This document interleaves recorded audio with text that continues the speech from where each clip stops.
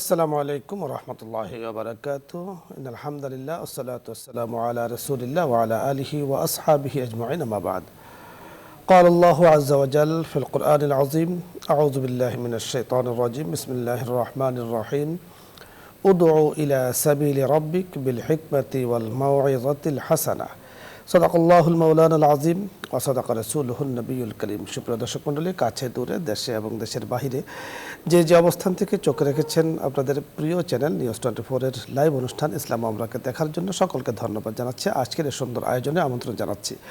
আল্লাহ রাব্বি করিমের শুকরিয়া আদায় করছি। রাব্বি করিম তৌফিক দান করেছেন এত সুন্দর, গুরুত্বপূর্ণ, তাৎপর্যপূর্ণ একটি প্রোগ্রামের সাথে যুক্ত থাকার। আল্লাহ তাআলা পবিত্র কোরআন হাকিমের যে আয়াতটি আমি তেলাওয়াত করেছি, এখানে দ্বীনের পথে, শরীয়তের পথে, ইসলামের পথে আহ্বানকারীর কিছু মূলনীতির কথা উল্লেখ করা হয়েছে। আল্লাহ চাহে তো আজকে আমরা ইসলামের দিকে আহ্বান করার, প্রচার ও প্রসারের ক্ষেত্রে মূলনীতি কি হতে পারে, শরীয়তে কি রয়েছে, হযরত উলামায়ে কেরাম কি বলেছেন, এই সম্পর্কে আজকে আমরা কথা বলবো। কথা বলার জন্য আজকে আমরা যাকে আমন্ত্রণ জানিয়েছি, আমি আপনাদের সাথে পরিচয় করিয়ে দিচ্ছি। বিশিষ্ট ইসলামী চিন্তাবিদ, মিডিয়া আলোচক, মিডিয়া উপস্থাপক, অত্যন্ত চমৎকার সুন্দর আলোচনা করে থাকেন তরুণ আলেমে দ্বীন মুফতি মোহাম্মদ আলামিন খান, খাতিব আল আকসা জামে মসজিদ, ঢাকা। সাথে আছি আমি আমজাদ হোসেন হেলালি। আসসালামু আলাইকুম ওয়া রাহমাতুল্লাহ। ওয়ালাইকুম আসসালাম ওয়া রাহমাতুল্লাহ। মোহতারাম, কেমন আছেন? আলহামদুলিল্লাহ, আপনি ভালো আছেন? আলহামদুলিল্লাহ, আল্লাহ তাআলা খুব ভালো রেখেছেন। আপনাকে ধন্যবাদ, আজকে আপনার মূল্যবান সময় আমাদের এখানে দিচ্ছেন। শুকরিয়া, জাযাকাল্লাহ। তো আপনার কাছে আজকে আমরা যে বিষয়টি জানবো, যে ইসলাম প্রচারের, দ্বীনের দাওয়াতের ক্ষেত্রে উলামায়ে কেরাম যে মূলনীতির কথা বলেছেন, আর তাও বলেছেন কিন্তু কোরআন ও সুন্নাহর আলোকে, সেখান থেকে নিয়েই। তো আপনার কাছে আমরা মৌলিক যে মূলনীতিগুলো আছে সেটা শুনবো। আলহামদুলিল্লাহি রাব্বিল আলামিন ওয়াসসালাতু ওয়াসসালামু আলা সাইয়্যিদিল আমবিয়া ওয়াল মুরসালিন ওয়া আলা আলিহি ওয়া আসহাবিহি আজমাইন ওয়া বা'দ। মহান রব্বুল আলামিন আল্লাহ তাবারক ওয়া তাআলার দরবারে শুকরিয়া আদায় করে এই সুন্দর সময়ে আমরা একটি গুরুত্বপূর্ণ বিষয় নিয়ে কথা বলছি, ইসলাম প্রচারের মূলনীতি। আপনি শুরুতেই একটি সুন্দর আয়াতে কারিমা তেলাওয়াত করেছেন, যেখানে এই মূলনীতিগুলো সুন্দরভাবে উপস্থাপন করা হয়েছে। এই দাওয়াতের কথা আল্লাহ সুবহানাহু ওয়া তাআলা পবিত্র কোরআনুল কারীমে সুন্দর করে বলছেন, ইয়া আইয়ুহার রাসূল বাল্লিগ মা উনজিলা ইলাইকা মির রাব্বিক ওয়া ইল্লাম তাফআল ফামা বাল্লাগতা রিসালাতাহ আল্লাহু ইয়াসিমুকা মিনান নাস। আল্লাহ নবী সাল্লাল্লাহু আলাইহি ওয়াসাল্লামের একটি খুবই প্রসিদ্ধ হাদিস, বাল্লিগু আন্নি ওয়ালাউ আয়া। এই আয়াতে কারিমা এবং হাদিস, এই দুটি যদি আমরা সামনে আনি, সামনে রেখে কথা বলি, তাহলে এটি পাওয়া যায় আল্লাহ তাআলা যুগে যুগে যে নবী রাসূলদেরকে পৃথিবীতে পাঠিয়েছিলেন দ্বীনের দাওয়াত দিতে, তাওহীদের দাওয়াত দিতে, অর্থাৎ আল্লাহ সুবহানাহু ওয়া তাআলার বাণীকে মানুষের কাছে পৌঁছে দেওয়ার জন্য তাদের প্রথম কথা ছিল যে তোমরা মানুষদেরকে এই কথাই বলেছিলেন, কুল লা ইলাহা ইল্লাল্লাহ তুফলিহুন, তোমরা আল্লাহর একত্ববাদের স্বীকৃতি দাও এবং তোমরা সফল হয়ে যাও। এবং যেহেতু তাদের এটা দায়িত্ব, কিয়ামত পর্যন্ত আগত প্রত্যেকটি মানুষের দায়িত্ব হচ্ছে তাবলীগ করা, দ্বীন প্রচার করা, ইসলাম প্রচার করা, আল্লাহ তাওহীদের দাওয়াত দেওয়া। এবং একই সাথে এই আয়াতে কারিমা এবং পরের যে হাদিসটি আমরা তেলাওয়াত দর্শকদেরকে শুনিয়েছি, বাল্লিগু আন্নি ওয়ালাউ আয়া, ছোট্ট হাদিস কিন্তু এটির মর্মার্থ অনেক বেশি। এই হাদিস শরীফের মধ্যেও এই বিষয়টি প্রমাণিত হয় যে আল্লাহ নবী আমাদেরকে উদ্দেশ্য করে এই কথা বলেছেন যে তোমরা যদি একটি আয়াত বা একটি অংশ তোমরা পাও, সেটা মানুষদেরকে শুনিয়ে দাও, জানিয়ে দাও, অর্থাৎ দ্বীনকে তোমরা প্রচার করো। প্রিয় দর্শক মণ্ডলীর উদ্দেশ্যে আজকের এই প্রোগ্রাম থেকে বলা, যারা এই দ্বীনের মহান দায়িত্ব পালন করবেন, যে দায়িত্বটি হলো নবীওয়ালা কাজ, নবীদের গুরু দায়িত্ব ছিল, মহান দায়িত্ব, অর্থাৎ আল্লাহ সুবহানাহু ওয়া তাআলার কোরআন যেহেতু মহান, এবং এই মহান দায়িত্ব মহান নবীদের উপর ছিল, এবং সেই দায়িত্ব কিয়ামত পর্যন্ত আগত আমাদের প্রত্যেকটি মানুষের জন্য। এই জন্যই মহান দায়িত্ব যারা পালন করবেন তাদের কিছু কোয়ালিটি এবং কিছু মূলনীতির সামনে রেখেই কথা বলতে হবে। এটির মধ্যে আমরা যে বিষয়টি প্রথমেই বলতে পারি, প্রথমে ইখলাস নিয়ে আমাদেরকে দাওয়াত দিতে হবে। এবং আমরা হাদিস শরীফের যে কিতাবগুলো রয়েছে, আমরা কিন্তু খুবই সুন্দরভাবে এই হাদিসটি প্রত্যেকেই প্রায় জানি। প্রথমে যে হাদিসটি এসেছে, ইন্নামাল আমালু বিন্নিয়াত, খুবই চমৎকার হাদিস, যে মানুষের প্রত্যেকটি আমল আমরা যেটা করি সেটার প্রতিদান আমরা পাবো আমাদের নিয়াত অনুযায়ী।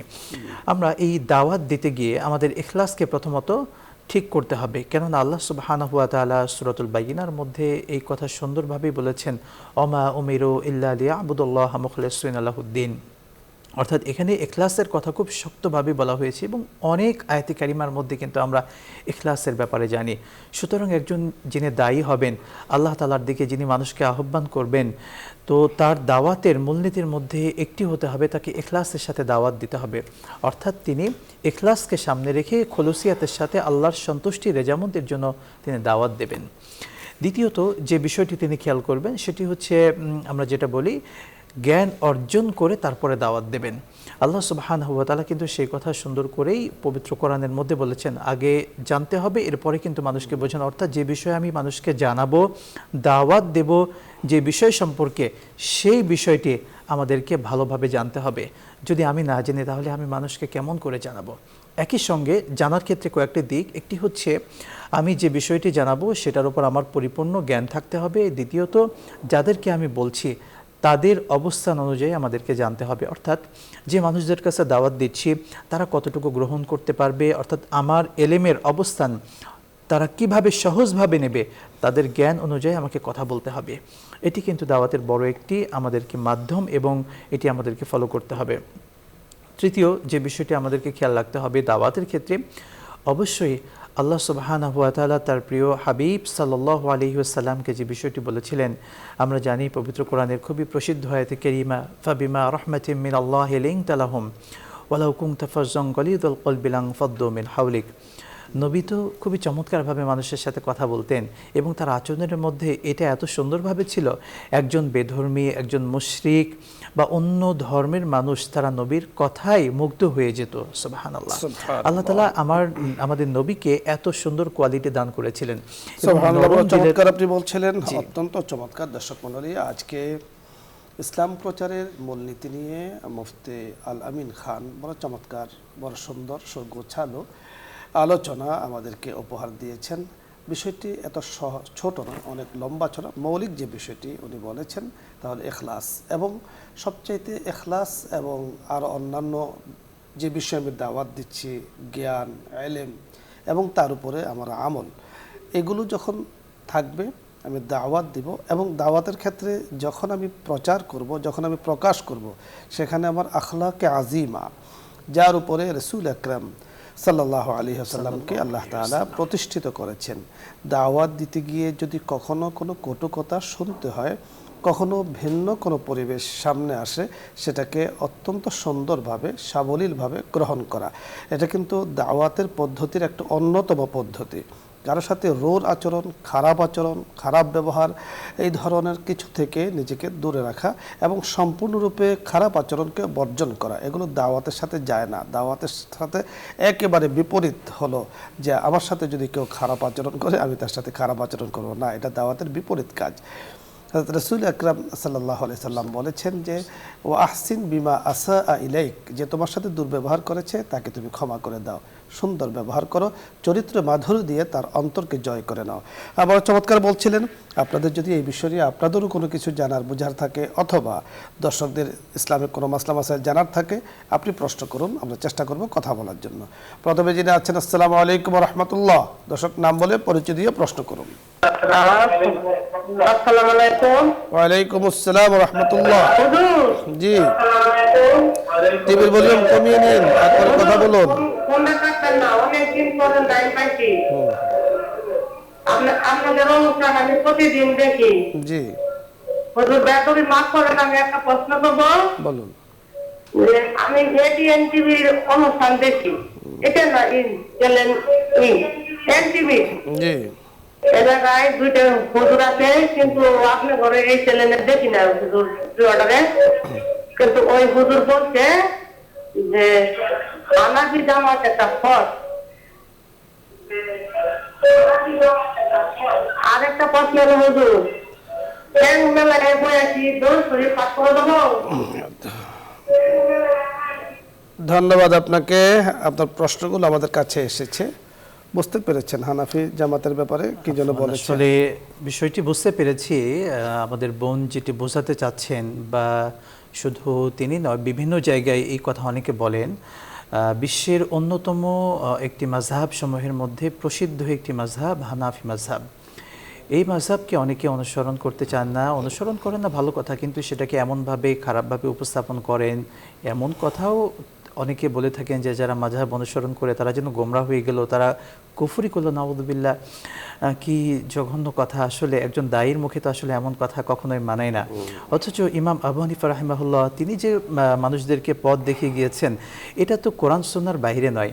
কোরআন এবং সুন্নাহর মূলনীতির সারসংক্ষেপ এবং নির্যাস কিন্তু সেটা ছিল হানাফি মাযহাব। এবং আমরা বাংলাদেশ নয়, এই ভারত উপমহাদেশ এবং বিশ্বের অসংখ্য দেশের অসংখ্য মুসলিমরা কিন্তু ইমাম আবু হানিফা রাহিমাহুল্লাহ তার যে দেখানো মাযহাব, এই পথকে অর্থাৎ এইভাবে তারা কিন্তু গ্রহণ করছেন এবং আমল করছেন। এবং সহজভাবে একটি কথা দর্শকদেরকে বলতেই হয়, আমরা মনে করি মাযহাব মানে আসলে মনে হয় কাউকে আমি অনুসরণ করলাম, অন্য কিছু। মাযহাব শব্দের অর্থ যদি আমরা বলি সহজভাবে, কোরআন সুন্নাহ বোঝার সহজ একটি পথ হলো মাযহাব। কারণ আমি বা একজন সাধারণ মানুষ কিন্তু পবিত্র কোরআনের 30 পারার সমস্ত আয়াতের অর্থগুলো, মর্মার্থগুলো এবং এটার তাফসির বা এটার শানে নজুল বা রাসূল আকরাম সাল্লাল্লাহু আলাইহি ওয়াসাল্লামের যে এত লক্ষ লক্ষ হাদিস, সেটার ব্যাখ্যা বিশ্লেষণ আমরা কয়জন জানি আসলে? সেটা কিন্তু খুবই কম সংখ্যক। ইমামগণ যারা ছিলেন, 4 জন প্রসিদ্ধ ইমাম আমরা জানি তাদেরকে, তারা কিন্তু এগুলো গবেষণা করে, তাদের একটা ফতোয়া বোর্ড ছিল, গবেষণা করে ইসলামকে খুবই সহজভাবে আমাদের সামনে উপস্থাপন করেছেন, যার কারণে আমরা খুবই সহজভাবে কিন্তু ইসলাম মানতে পারি। আপনি যথার্থ বলেছেন, মানে হানাফি মাযহাব আর মাযহাব মানে মূলত কোরআন সুন্নাহ মানা, নিঃসন্দেহে কোরআন সুন্নাহর বাইরে কোনো কিছুই নয়। মাযহাব মানা মানে হলো আমি মাযহাবকে অনুসরণ করি, অর্থাৎ কোরআন সুন্নাহকে আমি অনুসরণ করছি, কোরআন সুন্নাহর বাইরের কিছুই নয়। এখন কে কি বলেছে, আসলে আমরা ব্যক্তি কেন্দ্রিক কোনো আলোচনা আমাদের এই অনুষ্ঠানে আমরা করি না। আমরা শরীয়ত নিয়ে, শরীয়তের মূল বিষয়কে নিয়ে আমরা কথা বলেছি। আমাদের মুফতি সাহেব বড় চমৎকারভাবে মাযহাবের গুরুত্ব নিয়ে কথা বলেছেন। আরেকটি প্রশ্ন আপনি করেছেন দরুদ শরীফ পড়ার ব্যাপারে, সম্ভবত জানতে চেয়েছেন। দরুদ শরীফ তো সুস্থ অবস্থায়, ভালো অবস্থায়, টয়লেটে যদি না থাকে ভালো অবস্থা, আপনি সবসময় দরুদ শরীফ পড়তে পারেন, এতে কোনো সমস্যা নেই। ওযু থাকলেও ভালো, ওযু না থাকা অবস্থায় দরুদ শরীফ পড়াতে কিন্তু কোনো নিষেধ নেই। আপনি হেঁটে চলে বসে দরুদ শরীফ পড়তে পারেন। পরের দর্শক, জি আসসালামু আলাইকুম ওয়া রাহমাতুল্লাহ। ওয়ালাইকুম আসসালাম। হুজুর, জি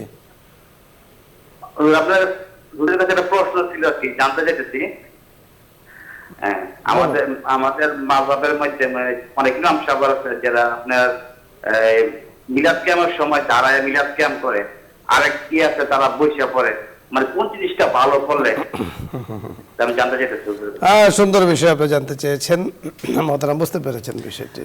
বুঝতে পেরেছি। আসলে যে বিষয়টি নিয়ে বাংলাদেশ সহ প্রচুর আলোচনা, অসংখ্য আলেমগণ এ ব্যাপারে অনেকবার কথা বলেছেন। আসলে মিলাদ এবং কিয়ামের মধ্যে দাঁড়ানো না দাঁড়ানো এটা কোনো ফরজিয়াত বিষয় না। প্রথম কথা, আমরা এটাকে যতটা গুরুত্ব দেই, আমরা কিন্তু নামাজের ব্যাপারে ততটা গুরুত্ব দেই না। অন্যান্য যে ফরজ বিধানগুলো রয়েছে এগুলোর ব্যাপারে এতটা গুরুত্ব দিচ্ছি না।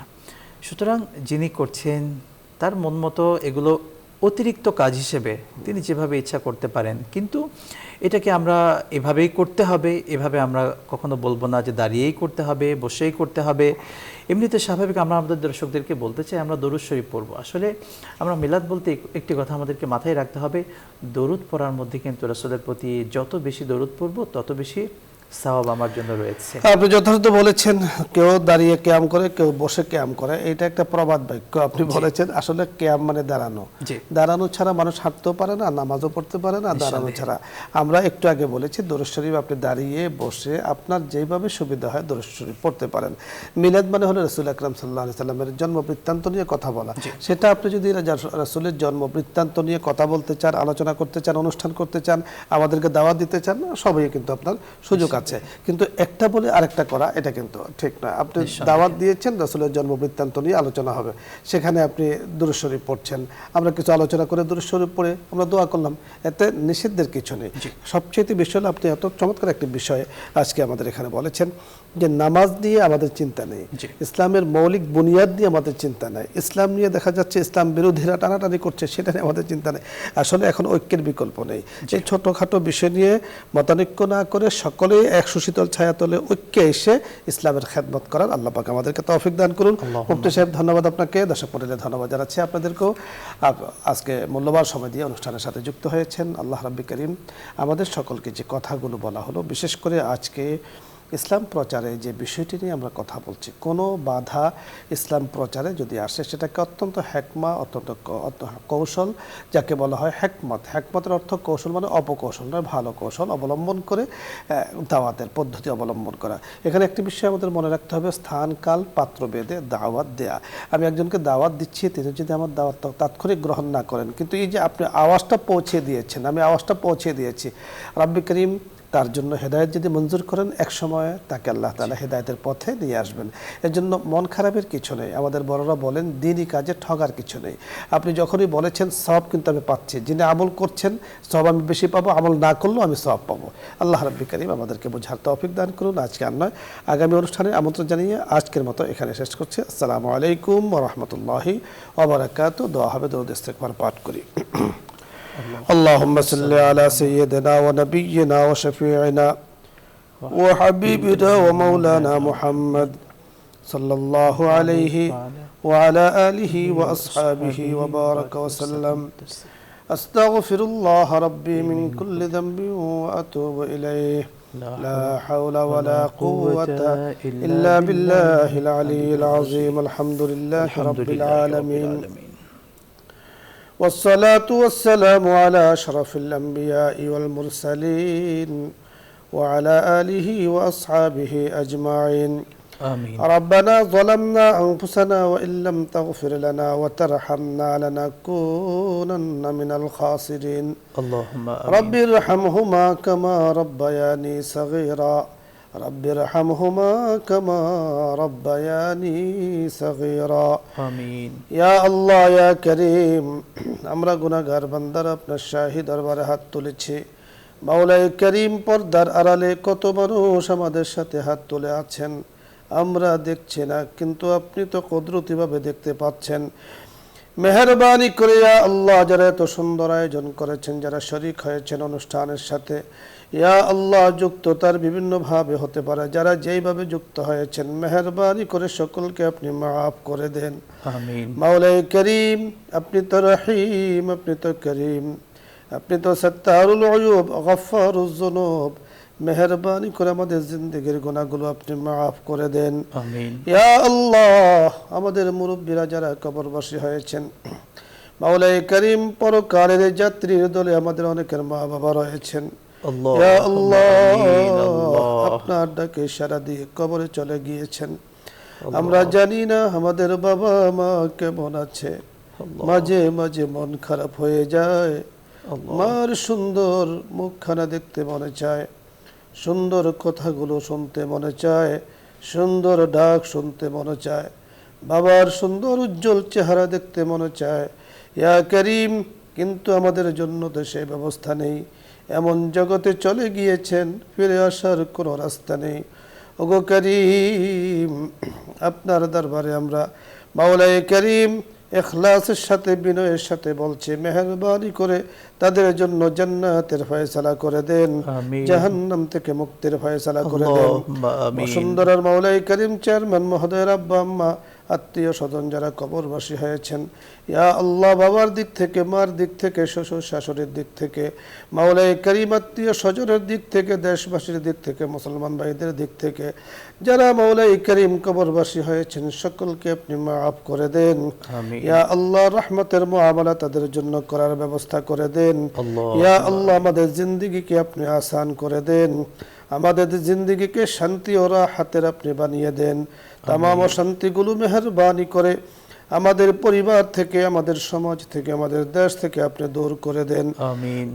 মাওলাই করিম, মেহেরবানি করে আমাদেরকে আপনি ইয়া আল্লাহ হজ্জে মাবরুর নসিব ফরমান। জীবনে বারবার রওজা মুবারকে যাওয়ার তৌফিক দান করেন। জীবনে বারবার বাইতুল্লাহ শরীফের তাওয়াফ নসিব করেন। জীবনে বারবার সাফা মারওয়ায় সাই নসিব করেন। ইয়া আল্লাহ, আপনার হাবিবের উসিলায় আমাদের দোয়াকে কবুল ও মঞ্জুর করে নেন। আমিন আমিন। বিহুরমাতি সাইয়্যিদুল মুরসালিন, আলহামদুলিল্লাহি রাব্বিল আলামিন।